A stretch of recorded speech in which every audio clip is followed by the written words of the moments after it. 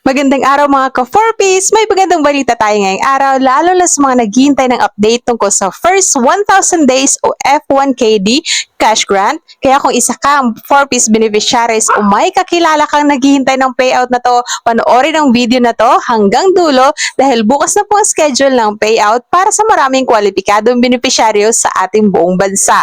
At bago tayo magsimula, pakihit na rin ang like button at mag-subscribe sa ating channel para lagi kang updated sa mga balita at anunsyo tungkol sa mga 4Ps, SSS, PhilHealth, Pag-ibig at iba pang government programs. Ngayon, ito na yung mahalagang update. Ayon sa nilabas na abiso, ang payout ng first 1,000 days o F1KD cash grant para sa mga kwalipikadong benepisyaryo ng Pantawid Pamilyang Pilipino Program o 4Ps para sa period 2 na sumasaklaw sa mga buwan ng Marso hanggang Abril 2026 ay nakatakdang magsimula sa June 17, 2026 o bukas na. Ang payout ay daraan sa Land Bank Cash Card accounts at para naman sa ilang lugar ay maaari rin itong matanggap sa pamamagitan ng GCash.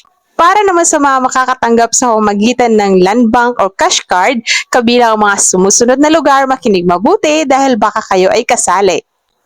Sa Ilocos Region, kasama ang Ilocos Norte, Ilocos Sur, La Union at Pangasinan. Sa Cagayan Valley, kasama ang Cagayan Isabela, Nueva Ecija, Quirino at Batanes. Sa Central Luzon naman, kasama ang Aurora, Bataan, Bulacan, Nueva Ecija, Pampanga, Tarlac at Zambales. Sa Calabarzon naman ay kasama ang Cavite, Laguna, Batangas, Rizal at Quezon.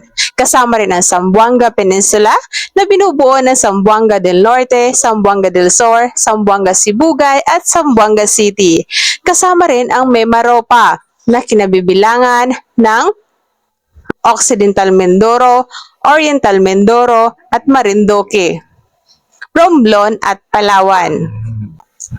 Kasama rin ang Metro Manila o NCR, kasama rin ang Negros Island Region o NIR na binubuo ng Negros Occidental at Negros Oriental.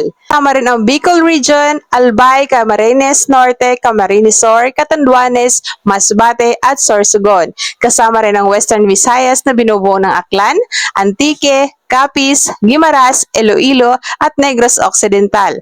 Kasama rin ang Central Visayas na may Cebu, Bohol, Siquijor at Negros Oriental. Kasama rin ang Eastern Visayas na kinabibilangan ng Leyte, Southern Leyte, Samar, Northern Samar, Eastern Samar at Biliran.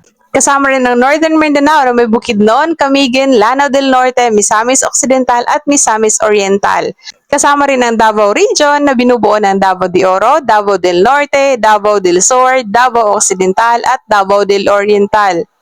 Kasama rin ang South Cotabato, Cotabato Province, Sultan Kudarat, Sarangani at General Santos. Kasama rin ang Cordillera Administrative Region o CAR na binubuo naman ng Abra, Apayao, Benguet, Ifugao, Kalinga, Mountain Province at Baguio City. Kasama rin ang Caraga na binubuo ng Agusan del Norte, Agusan del Sur, Surigao del Norte, Surigao del Sur at Dinagat Islands. At kasama rin ang BARM o Bangsamoro Autonomous Region in Muslim Mindanao. Samantala, para naman sa mga makakatanggap sa pamamagitan ng GCash, kabilang dito ang mga kwalipikadong benepisyaryo mula sa CAR, Caraga, Mimaropa, Bicol Region at Davao Region.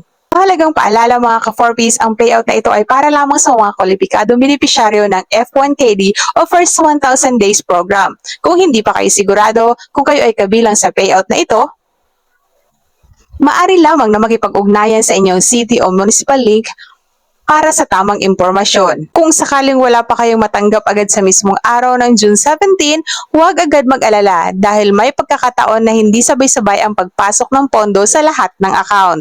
At para naman makaiwas sa fake news at mali impormasyon, ugaling sumabaybay lamang sa mga official na Facebook account o Facebook pages ng Pantawid Pamilyang Pilipino Program, DSWD at Land Bank.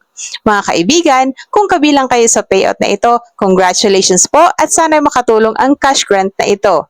At kung nakatanggap naman na kayo ng inyong mga payout o naghihintay pa rin kayo, i-comment niyo sa ibaba kung ano ang inyong mga probinsya para makatulong din sa iba nating mga kababayan na naghihintay ng kanilang update.